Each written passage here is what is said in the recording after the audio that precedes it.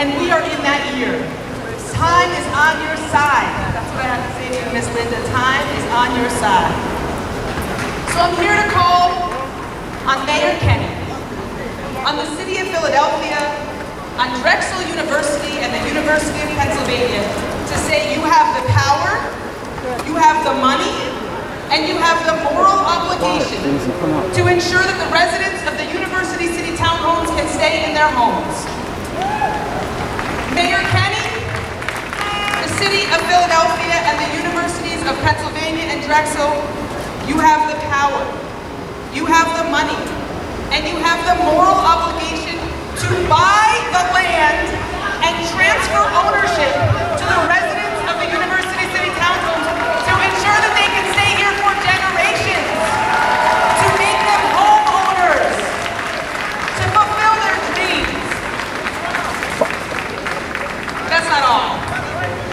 Mayor Kenny, you and the city of Philadelphia and the universities of Drexel and Pennsylvania have the power, the money, and the moral obligation to take action on the dozens of expiring public housing contracts in West Philadelphia, and to commit to keep Section 8 properties 100% affordable, to purchase them outright, and transfer ownership of each and every one of them to the residents who deserve to own them for generations. This is what it means to forgive a debt. It's no secret how someone ends up poor. It's the overwhelm of debt in this society, the structure of racism that keeps us impoverished. And so when we talk about releasing debt, we talk about deprivatizing the land and the city giving it to its rightful owners, that they too can accrue wealth in the city and not just the developers and the corporations. So I want to close today with the call of the shofar. It would be fitting at any gathering of the University City Townhomes. It is the call and the cry for justice. But it is especially fitting in the month of Elul when we are actually commanded to hear the call of the shofar for 40 days. And we find ourselves in the midst of that 40-day journey. Before I do so, I want to explain what it is I understand to be the call of the shofar. There is a traditional series of blasts, which I'll call for you. And each series of the shofar blast begins with the tekiah, which is one short, whole sound. It's followed by a shivarim, a tripartite broken sound whose very name means breakings. As if to say, I started off whole, the shofar says, and I've been broken. Then follows the tru'ah, a staccato series of blast fragments, 9 in total, to say, I've been utterly smashed to pieces. But each series has to end with a tekiah, with another whole note.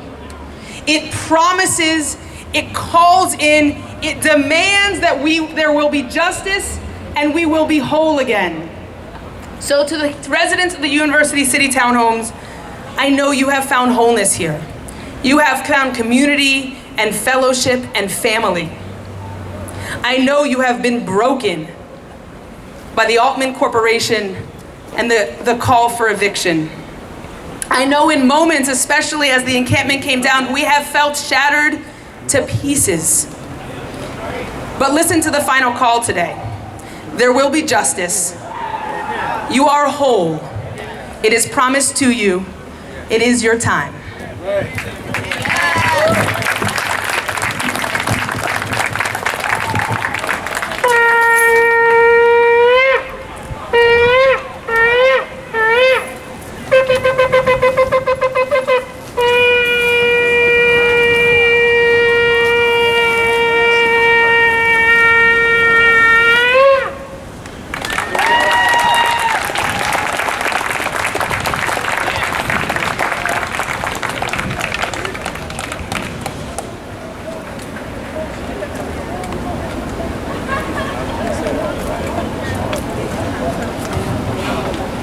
Good afternoon.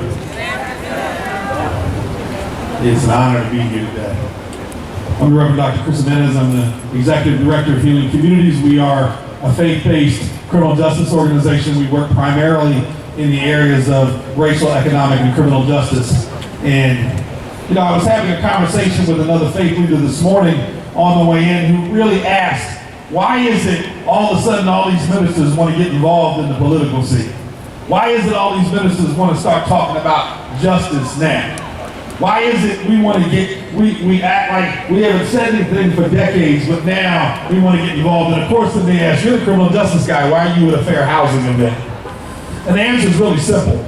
Isaiah 1:17 tells me to learn to do good, seek justice, rebuke the oppressor, defend the fatherless, and plead for the widows. In other words, anybody who is a person of faith not only has the right, but the responsibility to stand up for human rights.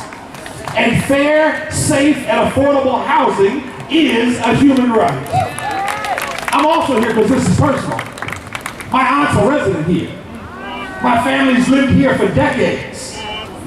And this has been their home. And you know what? The last time we talked about a week and a half ago, she hadn't even gotten her voucher yet. So it isn't just about telling people to shut up and move. It's a lot more complicated than that. It's also more complicated because where are you supposed to go when everything is already overdeveloped, already too expensive, and already there's no place to go? So we have a responsibility to speak up. Most of us have probably heard the story of Black Wall Street, which was violently burned down simply because it was a safe, successful, and self-sufficient black community, and some people just couldn't stand that. Well, the problem is today they do the same thing. What they can't do with physical violence anymore, they do with taxation, litigation, legislation, and so-called urban planning. But the end is the same. We're destroying a vibrant community because how dare black and brown and poor white people occupy an area that we want? That's right. Up until last September, I was the pastor at Lombard Central Presbyterian on 42nd and Powelton. And I can't tell you how many of my parishioners I saw pushed out of the homes that they owned for decades because of taxation and gentrification. Homes that they had bought in the 50s for $10,000 that now the city wanted to tax at $300,000 or $400,000. Like anybody on a fixed income can afford that. And now I got to sell the home that I raised my children and my family in just because you guys think that this is should be worth so much more. Just because you want my property, because the neighborhoods you used to ignore, as Dr. Barber said, that's been built up and now includes the best schools and the best hospitals and the best resources. Now you want us to go. Well, guess what? We ain't going nowhere.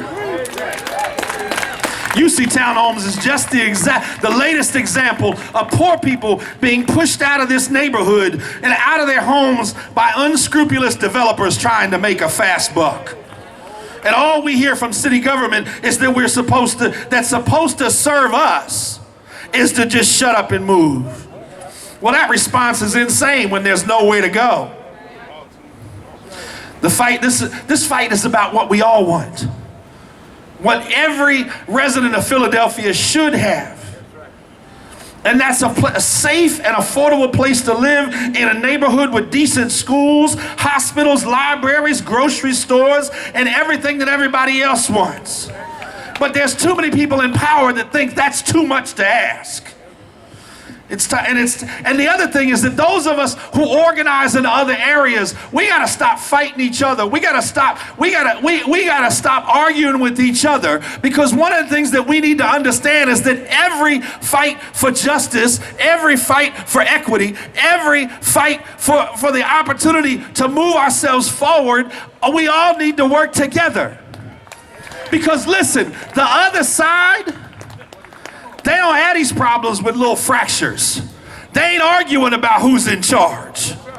They're unified, they speak with one voice, they're well-funded, and they're in power. But you know what?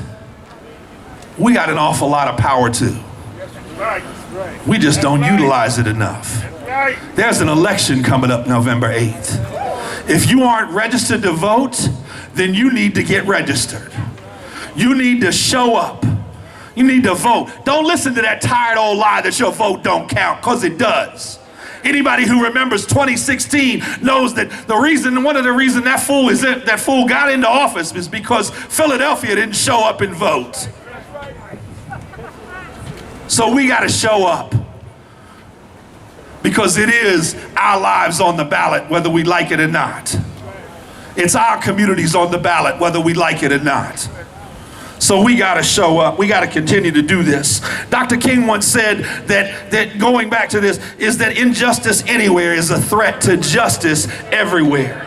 All of us are connected. Nobody gets to sit out of the fight. Nobody gets to turn around and say, well, that's not me. That's not my community. That doesn't affect me. Because as he said, what affects some of us directly affects all of us indirectly.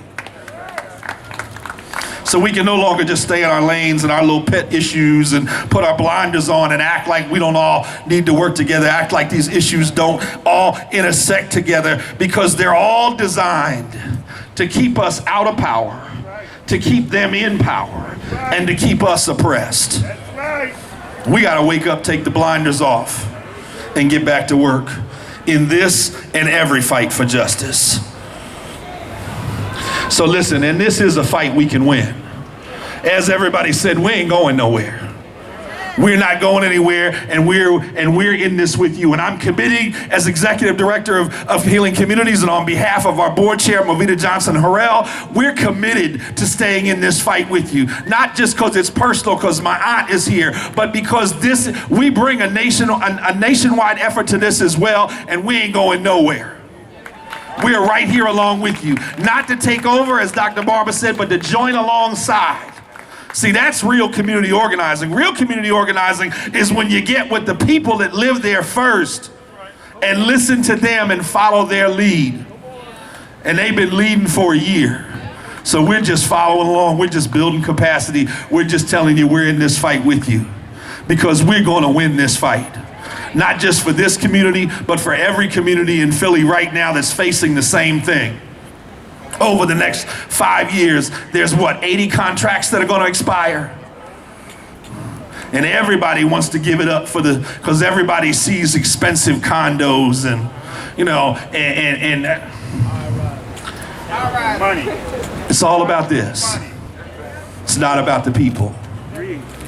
But I thought we were a government for the people, of the people, and by the people. And so they got a responsibility to us, not to the rich fat cats that are trying to collect a quick buck. They got a responsibility to us.